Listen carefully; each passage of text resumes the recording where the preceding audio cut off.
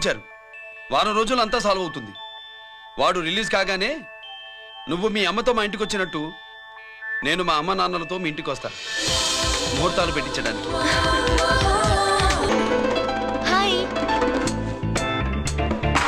ఏంటి లగేజ్తో సహా వచ్చేసావు? ఏజ్ బారవక ముందే తొందర పడదామని. అందుకని చెప్పా పెట్టకుండా ఇలా దిగిపోవడమేనా?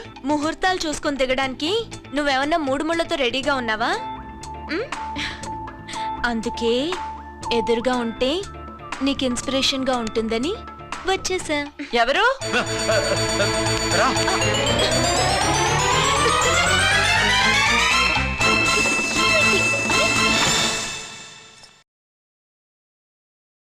ఏంటి రాజేశ్వరి, ఎవరొచ్చారు? ఎవరో తెలీదండి, మాటలు వినిపిస్తున్నాయి. ఈ సూట్ కేసు ఏంటి చాటుకు తీసుకొచ్చా? మీ నాన్నంటే అంత భయమా? చచ్చా, భయం కాదు, గౌరవం. అవును, మన సంగతి ఎప్పుడు చెప్తున్నావు? ఎక్కడి నుంచి? అమ్మా తల్లి, నువ్వు వెళ్ళిపో, నీకు దండం పెడతా. అందమైన ఆడపిల్ల ఎదురుగా ఉంటే దండమా పెట్టేది? మరేం కావాలి? ఇక్కడ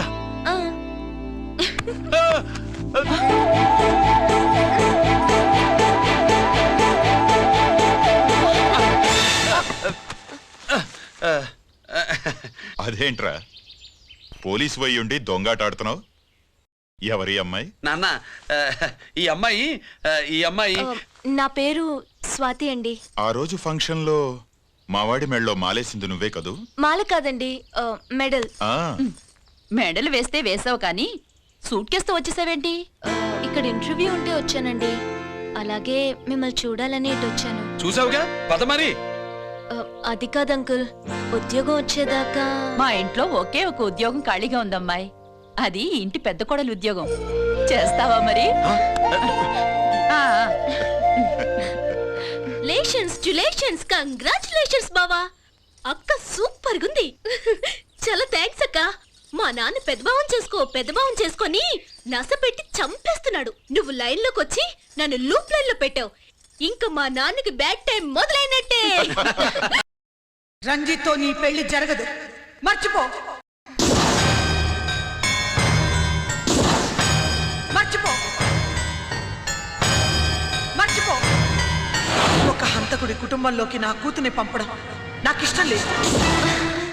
నేను మాట్లాడేది అతని తమ్ముడు గురించి కాదు, నాన్న గురించి. రూల్ తప్పి ఆట ఆపావేంటి? నీకు ఆడడం తెలుసు, నాకు ఆడుకోవడం కూడా తెలుసని నీకు చెప్పడానికి. బాల్ని పాకెట్లో వేసే క్యూ నీ చేతిలో ఉంది. లాకప్లో తోసిన వాళ్ళని ఎర్రగొట్టే లాఠీ స్టిక్ మా చేతుల్లో ఉంటుంది.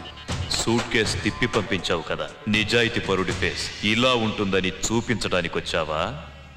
అవినీతి పరుడి ఫేస్ ఎలా ఉంటుందో చూసి వేటు తప్పదని హెచ్చరించడానికి వచ్చా. ఏంట్రా మేం చేసిన అవినీతి? టెండర్లు పాడి నాసిరకం ప్రాజెక్టులు కట్టి జనం డబ్బు వృధా చేస్తున్నావా? హాస్పిటల్ కి కల్తీ మందులు అమ్మి సొమ్ము చేసుకుంటున్నావా? ఆయుధాలే కదా అమ్ముకుంటున్నావు. దీనివల్ల ప్రజలకేంటి నష్టం? ఆ నష్టం కళ్ళకు కనిపించదు.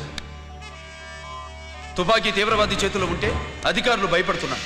మంత్రులు, రాజకీయ నాయకులు ప్రాణాలు గుప్పెట్లో పెట్టుకుని పాలన సాగిస్తున్నారు. తీవ్రవాదికి భారతదేశంలో కొన్ని రాష్ట్రాలే భయపడితే ఉగ్రవాదికి అమెరికా, బ్రిటన్ లాంటి అగ్రదేశాలే వణికిపోతున్నాయి. దేవుడిచ్చిన తెలివితేటల్ని ఇలా ఆయుధాలమ్మి కోట్లు గడిస్తున్నారు. నీలాంటి వాళ్ళ ఆట కట్టించడానికే దేవుడు నాలాంటి ఆఫీసర్లని పుట్టిస్తాడు. నీలాంటి ఆఫీసర్లని చెస్ బోర్డ్ లో పావుల్ని కదిపినట్టు కదిపి మా ఇష్టం వచ్చిన చోటికి ట్రాన్స్ఫర్ చేయించే కెపాసిటీ ఉన్న పార్లమెంటేరియన్ ని నేను. ఆల్రెడీ మీ తమ్ముణ్ణి బోనెక్కించా. మాట వినకపోతే ఏం చేస్తావు? నీ ఇంటి పేరు గుడివాడ, నీ ఊరు గుడివాడ. చెప్పరా, గుడివాడకి ఏ పక్క నీ అడ్డ? హనుమాన్ జంక్షన్ వైపా, పామర వైపా? ఈ సైడ్ అయితే ఆంజనేయ స్వామికి బలిస్తా. చెప్ప పెట్టకుండా తీసేయడానికి ఇది పొలిటికల్ పోస్ట్ కాదు, పోలీస్ డిపార్ట్మెంట్ ఉద్యోగం. మరి కుప్పుస్వామిని నీ కళ్ళ ముందే పేల్చేస్తున్నప్పుడు ఏమైందంట మీ పోలీస్ డిపార్ట్మెంట్? ముఖ్యమంత్రి దగ్గర నుంచి మంత్రుల దాకా అందరూ బుల్లెట్ ప్రూఫ్ జాకెట్లు ఎందుకు వేసుకుంటున్నారో తమరు ఎక్స్ప్లెయిన్ చేస్తే మీ ప్రశ్నకి నేను మా డిపార్ట్మెంట్ తరఫున సమాధానం చెప్తాను సార్. ఏంటయ్యా రెచ్చిపోయి మాటకు మాట మాట్లాడుతున్నావు? కుప్పుస్వామితో పాటు నీ తమ్ముడు కూడా అదే వ్యాన్ లో ఉన్నాడు కదా, వాడు ఎందుకు పేలిపోలేదు? ఎలా తప్పించుకున్నాడు? ఇంతకీ మీ బాధ కుప్పుస్వామి పోయినందుక, మా తమ్ముడు తప్పించుకున్నందుక? నువ్వు నీ తమ్ముడిని తప్పించినందుకు. మంత్రి గారు, నోటికి ఏది వస్తే అది మాట్లాడడం మీ రాజకీయ నాయకులు చేసే పని, మా పోలీసుల పని కాదు. మా తమ్ముడితో పాటు కోటిగాడు కూడా తప్పించుకున్నాడు. వాళ్ళిద్దరు పారిపోయారు.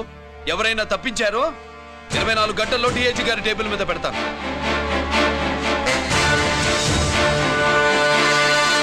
అదేంటయ్యా అంత రెక్లెస్ గా మాట్లాడేళ్తాడేంటి? చేతులు తడుపుకునే ఆఫీసర్లైతే మీలాంటి వాళ్ళని చూసి నీళ్ళు నవ్వులుతారు. గుండెలు మండే ఇలాంటి వాళ్ళు నిప్పులు కక్కి వెళతారు. సాయంత్రంలో పతను మీ వాళ్ళని పట్టుకోకుండా చూసుకోండి.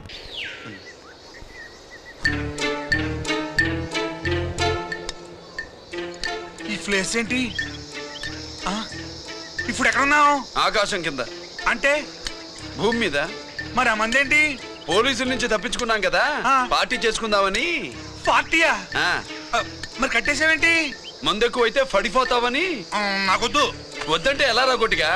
అయితే నువ్వు కూడా తాగు. లేదు, నువ్వు తాగాలి, నేను వినాలి. ఏం వినాలి? నువ్వు చెప్పేది. ఏం చెప్పాలి? నిజం. కుఫు స్వామిని చంపింది ఎవరు?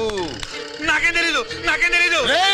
కొట్టతో దండం పెడతానా? ఒరే కోటిగా, కుప్పు స్వామిని చంపడానికి పోలీస్ వ్యాన్ మీద బాంబులు వేయడం చూసేగా నువ్వు వ్యాన్ నుంచి దూకేశావు. నీ టైం బాగుంటే బతికావు, లేకపోతే అన్నా పొరపాటున పోయి ఉంటే ఏమైందన్నా? పవర్ పోయేది. నీ శవాన్ని తీసుకుని నేను మీ ఇంటికి వెళ్ళేవాడిని. మీ ఇద్దరు పిల్లలు నాన్న పోయావా, నాన్న పోయావా అని ఏడ్చేవాళ్ళు. బాబు, ముత్తైదువులు బలవంతంగా నీ భార్య బొట్టు తుడిచేసేవాళ్ళు. పార్వతి, నీ దిక్కులేని శవాన్ని చితిపేర్చి నేనే అంటించేవాణ్ణి. అది సగం కాలి ఆరిపోయేది. మిగిలిన శవాన్ని కాకులు గద్దలు తినకుండా నేనే కిరసనాలు పోసి అంటించేవాడిని. వద్దన్నా, వద్దన్నా. నిజం చెప్పేస్తా. పోనీ ఫిట్రోల్ పోయినా అసలు ఈ కథే వద్దాలి. ఏమే ఏమండి? ఎక్కడున్నావా? ఇట్రా. రంజిత్ ఫోన్ చేసి చాలా ముఖ్యమైన విషయం మాట్లాడటానికి మీ ఇంటికి వస్తున్నాను అన్నాడు. ఆడు మాట్లాడే పద్ధతిని బట్టి ఆడు సుబ్బు